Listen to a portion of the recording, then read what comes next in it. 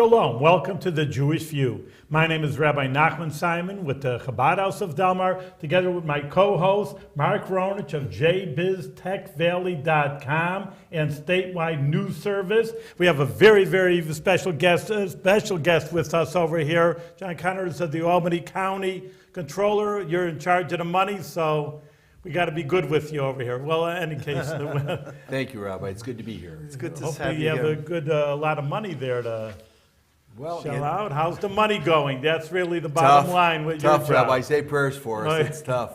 What's the county budget? It's about $567 million. Yeah, it's a Okay. lot of money to count, I Yes. can tell you that. And It is. are we online to end the year? Yes. But in a surplus, on target? Well, or balance? again, a lot for us depends upon sales tax revenues because such a large part of our revenue is based upon sales. So How the much next part month, of it? So that's the 8% everybody pays when yeah, you the buy 8%, the something. county gets, there's a gross, half of that goes to the county, the city, towns, and the villages. We get 60% of that 4% or 2.4%, and then 1.6% goes to the town of Bethlehem, the So how city much of Albany. is that part of the budget? Oh, it's over 35%. It's actually, there's more revenue comes in from from sales tax than does from federal and state aid combined. No, really? That's Yeah. interesting. So can you tell me? 140 million for the county. Our share. The fiscal year ends in? December 31st. December 31st. How long does so are we on track to be balanced? I know that, the holiday shopping season Holiday shopping will have a has big a lot to impact do on with that, it, yes. but you're not worried or? Well, it's a difficult budget year, and we're very tightly budgeted. So hopefully things will continue on the same track that they're on, and we'll be okay. All right, because there are sometimes, like on the state level, the state comptroller will sound alarms if he sees revenues are off. Well, And- we've spoken to the legislature and the county executive. We do a presentation on an annual basis. It's the state of the fisc. We do it in May, the first legislative meeting in May, and we go over what the results were of the previous year, what the cause of that is, and what some of the remedies might be. And this past year, we focused on the nursing I home. mean, is there what to be scared about? I'm not a businessman, of course, but things are going well, aren't they? Yeah, the economy. If your revenue is based upon sales tax, and the economy gets a cold, Albany County gets pneumonia. So we have to be very concerned about the strength of the economy. Consumer spending is a large driver for us. So what happens with what happened in 2012? Did we end on a surplus? Did we end balanced? We had a fund balance go up by roughly $900,000. So I mean, it was a balanced budget essentially out of $560 million budget. But we had $1 million surplus. Correct. That's pretty good. Well, actually, on a budget that size, it isn't. Well, it's 1 month. It's better than being negative. Right, and it's 1 month of supporting the nursing home for a month, according Right. to the county executive. Well, that's a very interesting issue. Rabbi, the biggest issue has been the fight over the nursing home. And Yeah. How much money does it cost? well, the nursing home, the average budget for the nursing home was about $36 million. It's almost like, what, 7% in my Yeah, fast but estimation. if you look at the revenue that it generates, the revenue that it generates is plus intergovernmental transfers from the federal and state government. We lose roughly $10.7 million in the past year. Wow. But on the other side of the coin, it's one of the largest obligations the county has. I think that we have a real moral obligation to provide that coverage for the medically frail and our elderly. The alternative to a place like ours being open is that people are being shipped out of state and out of county, so that's a very difficult matter. What has happened is that the nursing home has become the whipping child for political problems that are going on. For example, when you look at the cost to run the nursing home, and the county executive is focusing, it's cost us $10.7 million, or he'll say $12 million. We spend far in excess on the jail. The jail costs is roughly $38 million Really? net a year. That Oh, yes. So, it's what's happened is that the nursing home has become the scapegoat for any kind of budgetary problems. So there was a tax increase in 2011, 2012, and the 2013 budget. So the revenue was put into the tax levy to support the nursing home. What's going on, a lot of people aren't aware of, is we've had tremendous increase in what our retirement costs are. We've gone up to, our retirement costs this year will be $24 million. So if you go back, short a while ago was 1999, that was under $400,000. So the That's tremendous amazing. growth in retirement And there's costs. nothing to do about that. No. Well, it's also the health insurance And that's a costs mandate, also. yeah. Right. Health insurance costs have gone up dramatically as well. And those costs are something that really are driving the budget. It's not the nursing home. But the nursing home has been made the convenient excuse. It's Now, unfortunate. are you happy with this LDC, this local development corporation that's going to be established and have this guy coming in from Nassau County to run it? And he gave some promises of how he could turn it around. And have you met with him? Have you? I have not met the gentleman. I've heard his presentations. The legislature is very moved by this and convinced that this can work. Do you have the same I personally confidence? believe the county has not done a good job running the nursing home. And a perfect example is that we haven't maximized the revenue. We've had anywhere from 35 to 38 beds empty. So you wind up with people being shipped to other states. We still pay for that expenditure. Yeah, but and there's additional monies on that we still have to pay. So if the local development corporation is used properly and the legislature gets someone in to run the nursing home that wants it to be successful, I think that they can be much more successful than it's been. So you're Financially, optimistic? there's always going to be an obligation, though, if you have it. You're optimistic with this new arrangement? Well, You're not opposed? I'm You're hopeful. You're hopeful? I'm hopeful. I Okay. wouldn't say optimistic yet. The legislation is very difficult. There's been a lot of negotiations going on for the last 4 months between the executive and the legislature, and we're waiting to see something happen. So the executive's budget for 2014 has only put in half a year's funding, so there's a lot of debate on that as to whether that's really a fair presentation. You know, you give or us not. the objective view on these issues, but I'm really concerned or looking for your personal assessment and subjective part of how you Well, see all of this. The business that I'm in is, 1 and 1 is 2, and that's the nice thing about being comptroller, is that there is no subjectivity on the numbers. The numbers, and we give people historically accurate numbers that the legislature needs. Right. The budget is a political document. It's crafted to meet the needs and wants of the political figure that present it.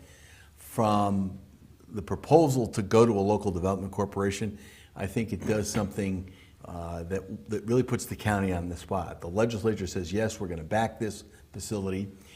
This development, the local development corporation takes control of the nursing home. And it also prepares that if in the event that this does not work, it makes an avenue for the legislature and the executive to explore the sale of the home. I think that leverage could bring everybody to the table to work out some things that have to be negotiated with the unions out there as well. So, Do you have any say-so, for example, building up around the Greyhound area? The Times Union is a county facility, isn't it? The Yes, it Times is. Union Arena, that's what I was Yes. thinking. So I'm just thinking maybe to make another extension where the Greyhound station is downtown. I mean, you have Yeah. any say-so in that, or you're just more no, like the that's accountant? Yeah, no, Yeah, I do just- the accounting and the auditing and the borrowing for the county. Do you have any That- advice, for, that- saying why that don't you cut this facility, down? that facility is actually been thrown out. The governor's not going to support that facility down by Really? Greyhound. Yes, the governor's proposal is for a 40,000 square foot facility on Eagle Street next to the old DeWitt Clinton Hotel. So you're going to have a smaller facility. You're not going to do but with it'd that be- empty space, such valuable Well, the empty space is going to be disposed of by the governor's people. So it'll be a development It's a way initiative. to make money. It's just like, I don't know, I mean, I talk as a rabbi, but, I always have, every Jewish person always has an opinion. But, the lakefront also could be valuable property, and they don't use it properly. I mean, I know this is Albany County, but I look across the river to Rensselaer County. But it's the same thing. It could be built. Yeah. A beautiful county. You see what New York City, that valuable property on Hudson River going on, and here they're not. They put an Yeah. expressway in a park. Well, Governor Rockefeller and some of the people around him, and many people believe that was done to damage the city, took that space and filled it up with 787. If you go to places like Syracuse or Rochester, you'll actually see the highway go through the middle of the town. It's submerged in both of those locales, so that you actually have you haven't lost the waterfront. Our loss of the waterfront is significant. I participate in an Irish sport down there where we race fishing boats. Row, yes, they're curras, and we race curras, row them. It's a lot of fun, and we're still rowing until the ice comes in because the boats are covered in canvas. But the waterfront is a phenomenal opportunity. Sure. There's a group now looking at it that's trying to push for more development there, but how you get the space available is a difficult thing. The city has been walled off from the Hudson River for almost 40 years. That was why I think one of the big things that Mayor Jennings did was to build that roadway, the walkway over, so people could get to the river. I'm sorry to keep going back to this, but there was something I wanted to ask you about the nursing home. Sure, it was please. Explained to us by other guests that you said there were 35 to 38 beds that have been empty. Correct. But there were certain issues with why the beds have to be empty, because certain people have to have a single, and there just happens to be 2 beds in the room, but for medical reasons, they need to have a single, and there aren't enough single bedrooms. Yeah, and so there's going to be some sort of expansion or some better use of the space so that those 35 to 38 beds could be used. But it's not because we're sending people out of state because we didn't want to use the beds. It's just the way the setup is. Well, actually, those beds could have been used. They were filled in other facilities. For example, Rensselaer County's facility is in the high 90s for occupancy. Saratoga County, Schenectady County, Columbia County. So there is a difficulty there. One of the difficulties we had at the nursing home for the past several years is there was no one doing intake, so you didn't really have somebody doing admissions there.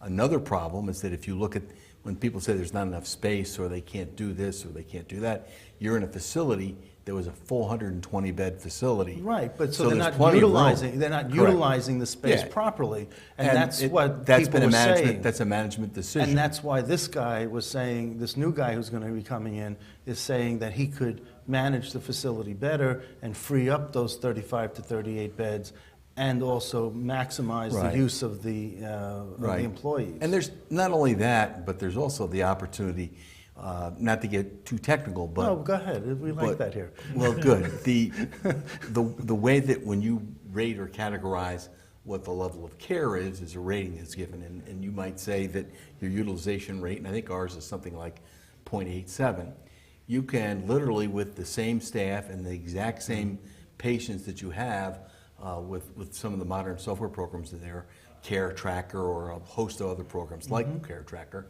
you can then actually increase what your reimbursement is by 10 or 12 points, which is significant, and that's one of the things that they've talked about.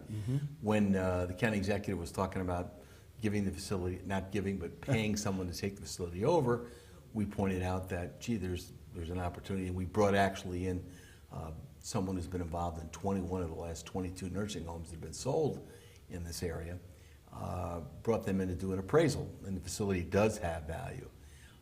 I think the county executive has worked a deal with the legislature where he's going to let them take responsibility, try and make the local development corporation work, and we'll see what happens. As I said, I'm hopeful, but I'm not optimistic. And do you see that the nursing? Have you been to the nursing home? Have you known people who were there? And were you horrified, or were you, when you saw what goes on there? I would say that they clean the place up when the county comptroller comes in. Well, no, actually, we don't actually warn them where to come. We come and do audits, but the people that work there are tremendously dedicated to the residents, and I think I meant to visit the people who you knew were the patients. Yeah, it's a facility where I think they do a good job taking care of people. Okay. The difficulty is that when you have an uncertain circumstances with the facility that we've had, where there's been all this talk about closing it or disposing of it, you start to lose staff. You know, your reputation is at jeopardy. Morale goes down. And you wind up getting the most expensive, the most difficult cases, which is what the county has gotten. When you talk about people who have dementia, you're talking about a lot of one-to-one care, and the all of the nursing homes have been set up on one-bedroom rooms now instead of the two-bedroom model. And that was one of the reasons they discussed looking at a new facility. The problem was when the county executive put in the application for a new facility, on the very page that it says this is what you're eligible for in capital financing, on the page that says you're eligible for $55 million of capital funding, the county's submission asked for $72 million. So you wonder about self-sabotage and these kinds of things. Right. That's why I say I'm hopeful. I'm not optimistic yet. Do you think that this nursing home issue forced the previous county executive out, that he didn't want to deal with it and he just said, washed his hands? I think it's a combination of things. That was one of them. The money's run out. Unfunded mandates have gone up tremendously. I think that, you know, Mike was getting worn down. He'd had 2 budgets in a row overridden by the legislature. And, you know, he'd been there 17 years. It's a long time. Oh, Okay. you've been there for a long time, haven't you? Yeah, 5 it seems like terms. 100 years. Yeah. Well, For previous sins. well, you know what, this is what I wanted to, we always get into a chapter where we want the audience to get to know who our guests are personally. And I was very impressed because, you know, what are you, 20 years, so 5 terms? It'll be 20 years at the end of next year, Yeah, yes. so 20 years you're county controller. Before that, you spent 1 term in the county legislature. Correct. Representing, well, you're from Manans. You live North in Albany, Manans, yes. So Virginia Mafia-Tobler has that seat Yes, now? she does. She succeeded you? Or? Well, yes, I got elected in a primary against the party candidate and for a 1-year term. And they cut the district in 3 pieces. So then I had a 3-year term after that, and most of the district Ginny Topler has, and about a third of the district is now represented by Allison McLean Lane. Yes, okay. So, and then there's And she just another got piece of it, reelected, right. right. Another piece of it is actually Norman Chapman has. Now, also, people might not know this, but for over almost 23 years, you had your own insurance agency. Right. I was a property and casualty insurance agent for 25 years. And That's pretty good. Now, did you do that with your father? yeah, my father, I started working for my father in that in 1973. So the former assemblyman, Yes. that was his other And full-time job. When he That was his a part-time. full-time job until 1976 when he got elected to the assembly. And And then did he get back his salary? he Your donated all of his raises, and he didn't raises. take the per diem, and he didn't take the Lulu payments either. Right. So he actually had, and it was a well-kept secret about these donations. There was a bank employee that was in a restaurant or a bar in Syracuse and was talking about this, and this well-known reporter happened to overhear it, and they wound up writing about it. So my father was doing that from 77 right to 92, and it was well over $90,000. Wow, that's a great yeah, he's testament to amazing your man. father. You know, we had County Legislator Ray Joyce on, and we talked about his family's legacy. Right. And your father had a phenomenal, your family has a phenomenal legacy in this county. And your father was a great assemblyman. I remember him in the assembly, and it was just to talk to him. You just knew, looking in his eyes like I look in yours. You just know about the honesty. You know about the truthfulness. You know about, he's not going to give you a line. He's going to tell you the way it was. He was a great man. You know, and I really miss him. I don't say that about too many of the state legislators, but I do miss him. And some of his staff people I still see around the Capitol, and we reminisce every so often. He has 17 interns who are working either in state government or in the legislature or as lobbyists. So I know he's very proud of the young people that work for him, and he's very active with that. Now, you were the commissioner of the Department of Public Works Yes. for less For than a City year. Hall. You 6 didn't- months. You didn't like it. I loved it. Why did you only stay for 8 I got months? fired, that's why. I had a press conference about bid rigging, which was not approved of, and it resulted in me being fired. Oh. So we had a great tenure there, and I'm very close to the employees there still. And the We bid actually rigging was... Well, actually, they threw the bid out, so. Oh, okay, it so turned you were out right. We won. It was a Pyrrhic victory, I suppose. Pirate victory, that's a nice phrase. You're also heavily into the unions. I mean, that's something that the Irish scalpel, I see here. Oh, Master that's of the Irish a scalpel? euphemism. I was a laborer for 7 Yes. years, 6 broken sewers and broken water lines.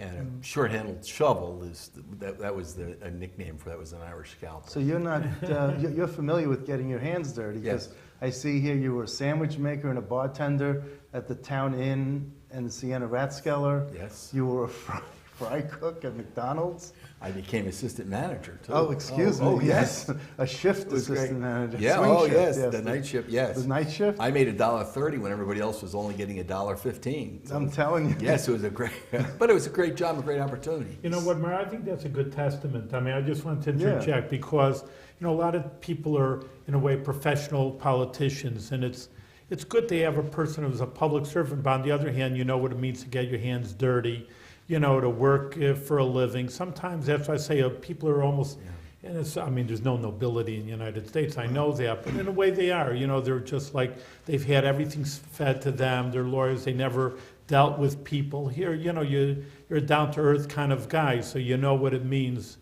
you know, to work with people. It gets better. All right, let's hear Because it. not only was he a newspaper carrier for the afternoon paper, the Knickerbocker News, back in the early 60s, back when we were... Boy, I'll we tell you, weren't these even born. reporters do a lot of I'm research. telling I you. know, these But guys, he's he a- was also, he unloaded railroad cars, palletized various foods and beverages, tobacco products, and canned goods.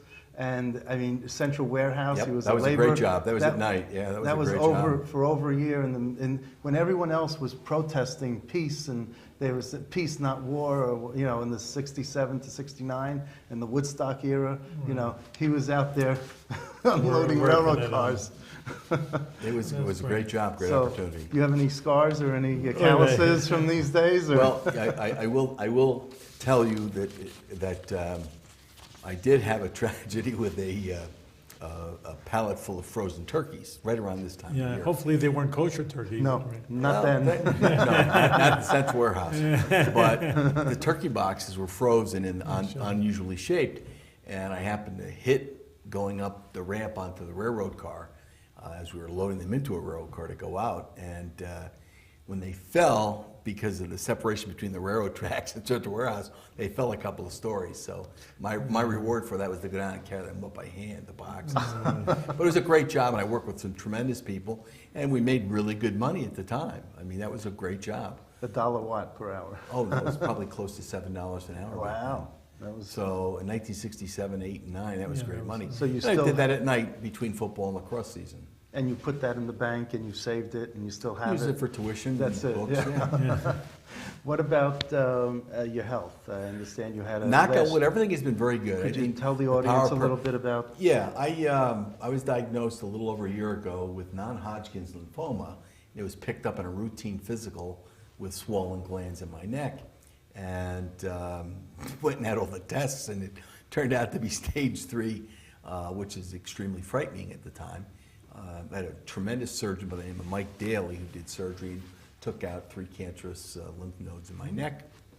And knock on wood, everything has been good since. You went through chemo and... No chemo. No. No, they wanted to, because it was asymptomatic, they didn't want to use the chemo. They wanted to hold that back for when this thing does take off. And you've been tested since Yeah, then? every 3 months. And you're cancer-free, or? It's in a waiting stage, is I guess the best way to say it. Dormancy, but indolent is the correct word. What is it? Indolent, Indolent.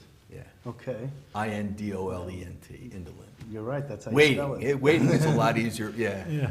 But there's nothing more that they could do? No, I It's- get tested every 2 or 3 months now, and dealing with all of the paperwork when they say we won't do a PET test or not. But I've got some great people who have been very good, and people have been wonderful. Well, thank God you're healthy, that's the main Thank thing. God it's right, and people's prayer really made a big difference.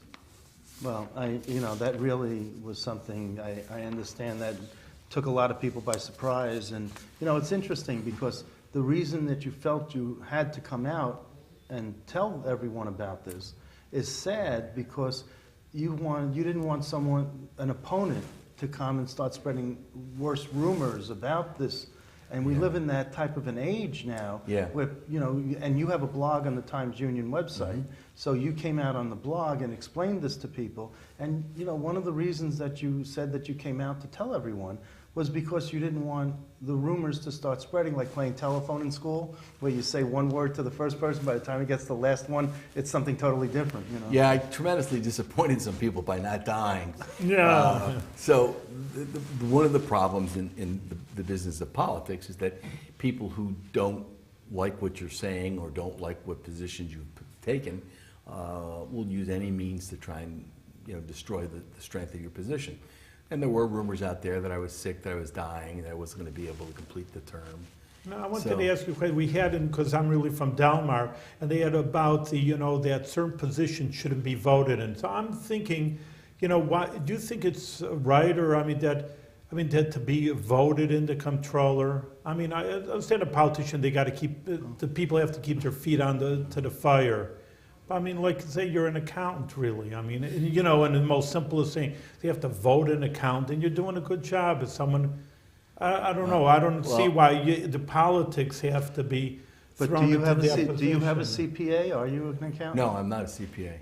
No, and actually, it's like Tom DiNapoli's not a CPA either. Or Carl McCall or Ned Reagan. You got to hire the CPAs. You got to know how to manage. That's what it is. Yeah.